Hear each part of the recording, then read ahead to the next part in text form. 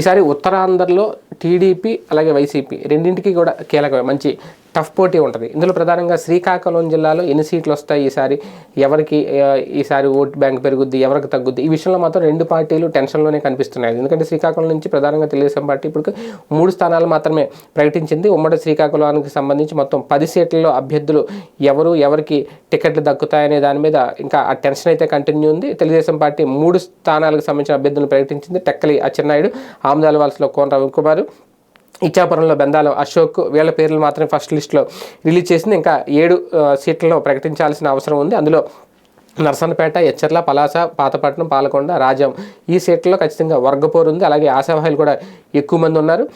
ఇప్పుడు టీడీపీ ప్రకటించబోయే రెండో జాబితా కోసం వీళ్ళందరూ ఎదురు చూస్తున్నారు.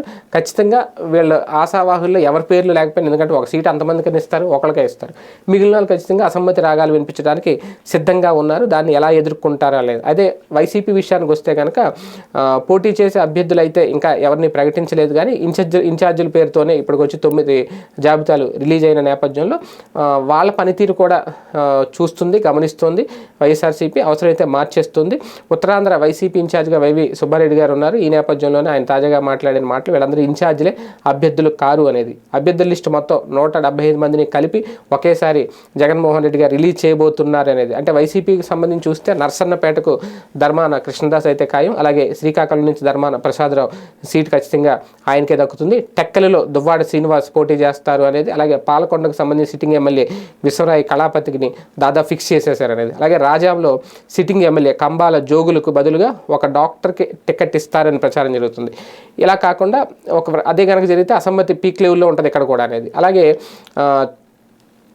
సిట్టింగ్ ఎమ్మెల్యే ఎచ్చర్లో చూసుకుంటే కనుక సిట్టింగ్ ఎమ్మెల్యే గొర్లె కిరణ్ కుమార్కి దాదాపు సొంత పార్టీలోనే కొంతమంది ప్రత్యర్థులు ఉన్నారు, ఆయన వ్యతిరేకిస్తున్నారు అనేది. ఆయనకి టికెట్ ఇస్తే మాత్రం వాళ్ళందరూ రోడ్డు ఎక్కడం ఖాయం అనేది. అలాగే పాతపట్నంలో సిట్టింగ్ ఎమ్మెల్యే రెడ్డి శాంతి విషయంలో కూడా సేమ్ ఇదే సిచ్యువేషన్ ఉంది, ప్రత్యర్థులు ఉన్నారు సొంత పార్టీలోనే.